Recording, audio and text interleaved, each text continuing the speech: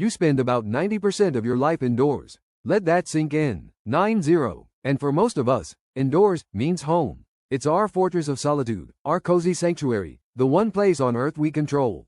Right? But what if your safe space, the very place you retreat to for comfort and health, is secretly filled with invisible roommates that are messing with your energy, your sleep, and your long-term well-being?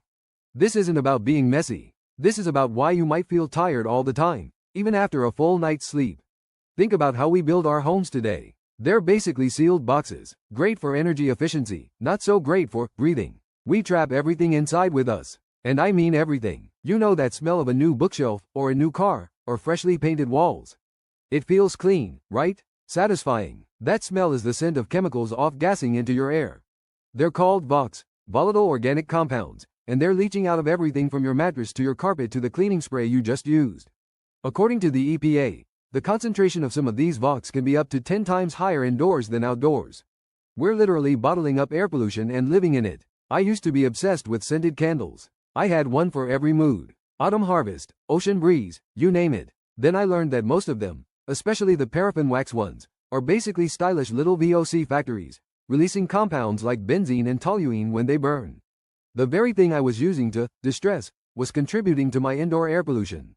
And the air is just the beginning. Let's walk into the kitchen. For years, the gas stove was the gold standard for serious home cooks. That little blue flame meant control. But lately, a ton of research has been connecting them to some not-so-great things. A 2023 study from Stanford linked gas stove use to indoor nitrogen dioxide levels that would be illegal outdoors. They found it can seriously aggravate respiratory issues, especially in kids. It's like having a tiny, unregulated tailpipe in the room where you make your breakfast. And while we're here, let's talk about that non-stick pan you probably used this morning. So convenient, right? That convenience often comes from a class of chemicals called PFAs, also known as forever chemicals, because they just don't break down. Not in the environment, and not in our bodies. When those pans get scratched or overheated, those chemicals can get into our food. We don't fully understand the long-term effects yet, but the links to health issues are getting stronger and honestly, pretty concerning. It's this weird trade-off we've accepted. Perfect eggs for a little bit of forever chemical. Is that really a good deal? But okay, let's move past the man-made stuff. Because sometimes, the biggest threat is alive. I want you to picture your pillow. Your cozy, soft, wonderful pillow you press your face into every night. Now, I want you to picture millions of microscopic, spider-like creatures called dust mites living in it. They're not there to hurt you. They're just eating your dead skin cells. It's their all-you-can-eat buffet. The problem isn't the mites themselves. It's their waste. That's what triggers allergies, asthma, and eczema for so many people. So when you wake up stuffy and congested, it might not be seasonal allergies.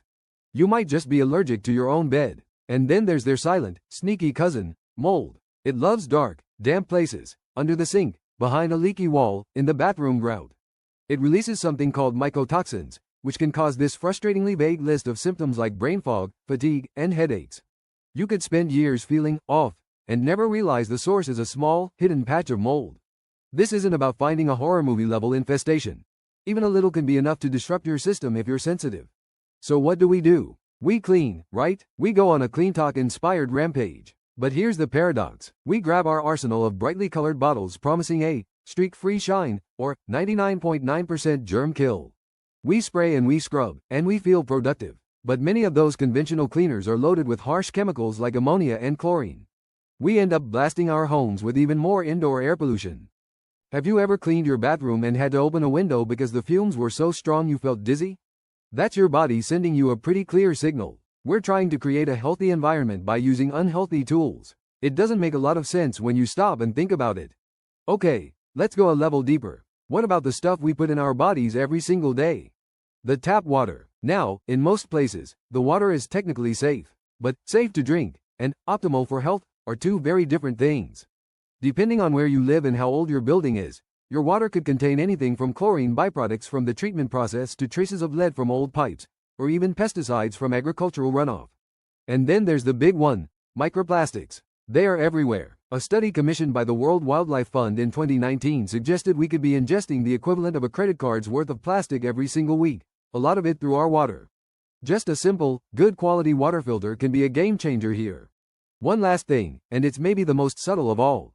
Look around the room you're in right now. What's the light like? Is it a harsh, bright white LED overhead? Our bodies are fundamentally ancient. We're programmed to wake with the bright, blue-toned light of the sun and wind down with the warm, orange and red glow of a sunset or a fire. When we flood our homes with intense, blue-heavy artificial light long after the sun has set, it messes with our circadian rhythm.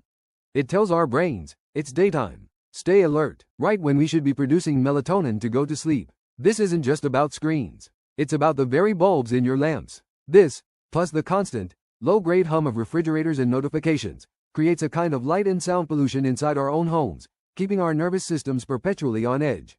So, that 90% of our life we spend inside our homes?